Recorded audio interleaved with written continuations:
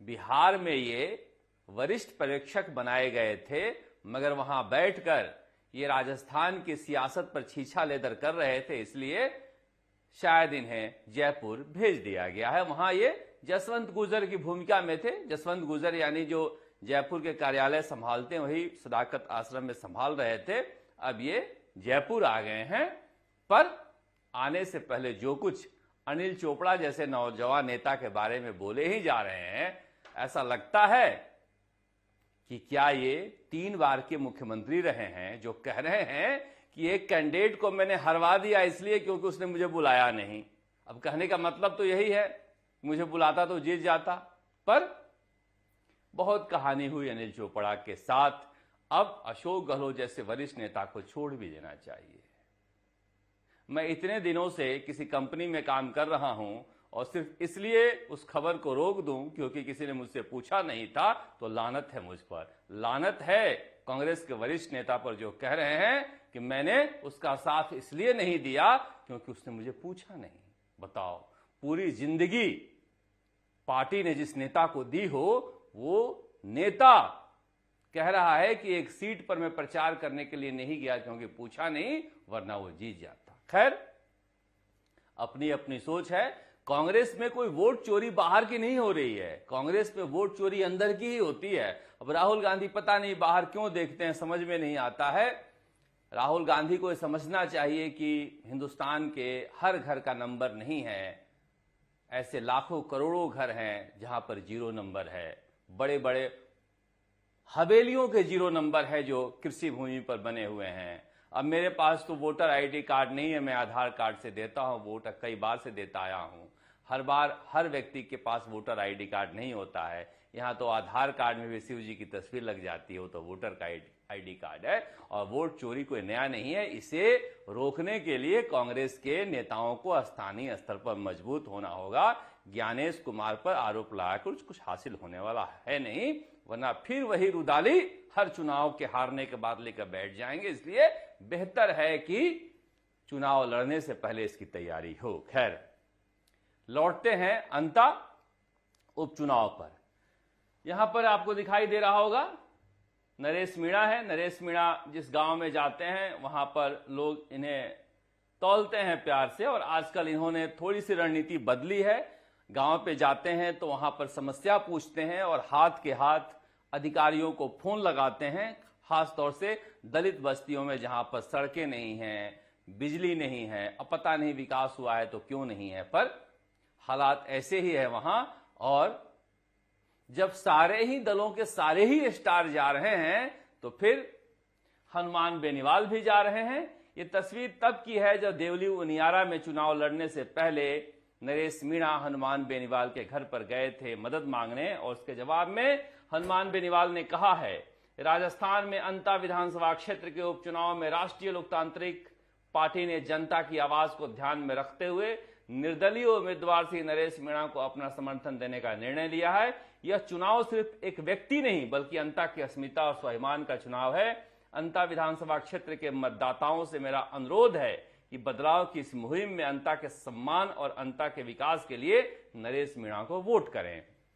देखिए, बहुत ज्यादा वहां हनुमान बेनीवाल के समर्थक होंगे ऐसा मैं नहीं मानता हूं, मगर हनुमान बेनीवाल के जाने से वहां पर नरेश मीणा को मजबूती मिलेगी और गैलरी को प्ले जितना बढ़िया कर लेते हैं हनुमान बेनीवाल। अब देखिए, अपना चुनाव लड़ते हैं तो दबाव में रहते हैं, वहां पर खुला खेलेंगे, दिन भर खेल लेंगे तो भी अच्छा रन बना लेंगे नरेश मीणा के लिए। और संजय सिंह भी आ रहे हैं, आपकी एक गुडविल भी है, इसलिए जो बार बार तोहमत लगाते हैं नरेश मीणा को लेकर, ये ऐसा है ये वैसा है, उनके आधे घंटे के भाषण में से कोई 20 सेकंड का टुकड़ा निकालकर, तो उसका भी एक जवाब वहां पर हो जाएगा। मगर फिर वही बात है कि नरेश मीणा के वोट तो वही हैं या फिर धीरे धीरे बढ़ रहे हैं, मगर क्या बीजेपी का वोट घट रहा है, मैं नहीं जानता। क्योंकि देखिए, समस्या यह है कि मंगरोल के इलाके में कांग्रेस की अच्छी बढ़त रही है। मुस्लिम इलाका है, कई इलाके मुस्लिम इलाके हैं और वहां पर एससी के वोट भी काफी ज्यादा हैं। अंता में बीजेपी की बढ़त रही है, मगर हमारे जो रिपोर्टर वहां घूम रहे हैं वो कह रहे हैं कि अंता में खान की झोपड़ियां जैसी जगह पर जहां पर गांव खाने का आरोप लगाया था भरत सिंह, वहां लोग कह रहे हैं कि प्रमोद जैन भाया ने बहुत अच्छा काम किया। कम से कम अवैध खनन से हम घर तो चला रहे थे, अवैध खनन बंद होने से परेशानी हो रही है। इस देश के जनता का मिजाज भी अलहदा है। जनता ऐसी है इसलिए नेता ऐसे हैं। ऐसा नहीं है कि नेता ऐसा है इसलिए जनता ऐसी है।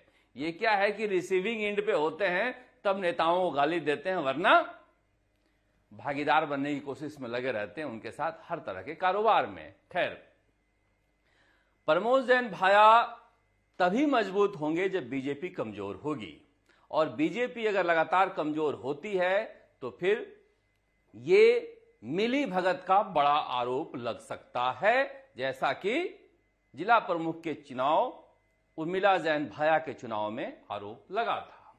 अभी अशोक गहलोत जा रहे हैं पलायथा, खजूरना कला, सोरखंड कला, रायथल, मऊ, मंगरोल। अब देखिए वहां पर भी एक अजब सी राजनीति है। वहां पर भारी दबाव है कि अशोक गहलोत आए तो भीड़ ज्यादा आनी चाहिए, वसुंधरा राजे और सचिन पायलट से ज्यादा आनी चाहिए। कांग्रेस के अंदर एक कांग्रेस की अपनी राजनीति रहती है। अब ये सिसवाली का इलाका है जहां पर इनका रोड शो चल रहा था सचिन पायलट का, और यहां से प्रमोद जैन भाया का चुनाव उठा है और धीरे धीरे उठ रहा है, इसलिए कहा जा रहा है। ये है उर्मिला जैन भाया, प्रमोद जैन भाया से ज्यादा दिख रही हैं करंट मारती हुई। सचिन पायलट को रोकना पड़ा कि भाई अब रुक भी जाओ। और फिलहाल तो ये बिहार उपचुनाव में, बिहार विधानसभा चुनाव में है।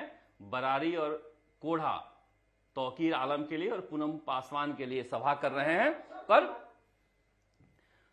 अंता में वसुंधरा राजे के लिए एक बड़ी चुनौती है। अब भजन लाल शर्मा भी चले गए, इसलिए यह भी कोई नहीं कह सकता कि आपस में बन नहीं रही है।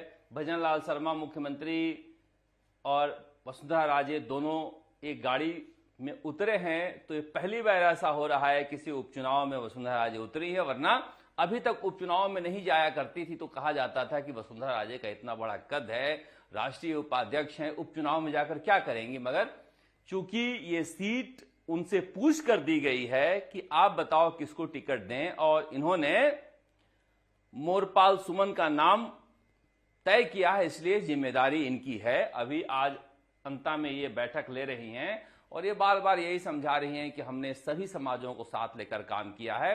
वैसे मैं झालावाड़ में इनके चुनाव लड़ने की कला को देखा हूं, इन्हें कम करके नहीं आंकना चाहिए। जैसा कि रिपोर्टर गए हैं ग्राउंड पे, कई यूट्यूबर्स और कई चैनलों के रिपोर्टरों से मैं बातचीत करके आपसे बातचीत करता हूं, जो सार मुझे समझ में आता है बातचीत का।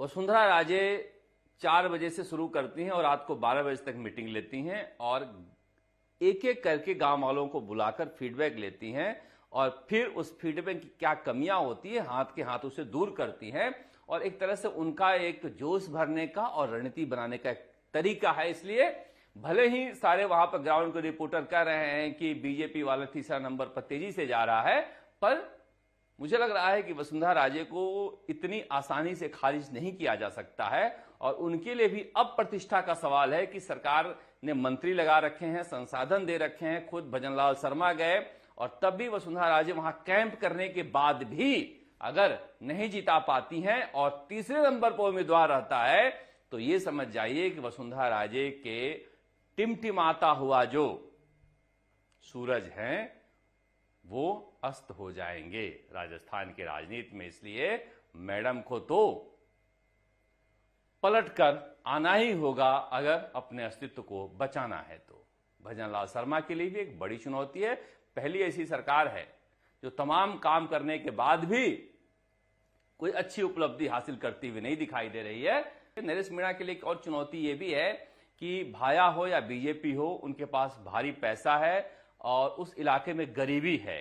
भगत सिंह कहा करते थे कि इस देश में जब तक गरीबी और भुखमरी रहेगी, क्रांतियां चवन्नी पर बिकेगी। तो इसको ध्यान में रखना होगा। और बूथ का कैसे इंतजाम करते हैं, क्योंकि मैं गया था देवली उनियारा में और देवली शहर में देखा मुस्लिम इलाका था, उनका एजेंट ही नहीं बैठा था, तो इन अगर कमियों पर काम नहीं करेंगे तो फिर वो जीत नहीं पाएंगे। मगर अभी मुकाबला कांटे का है और प्रमोद जैन भाया लगातार पिछले 3 दिनों से आगे निकलते हुए दिखाई दे रहे हैं। इसकी वजह है बीजेपी का लगातार पीछे आना और नरेश मीणा धीरे धीरे आगे बढ़ रहे हैं।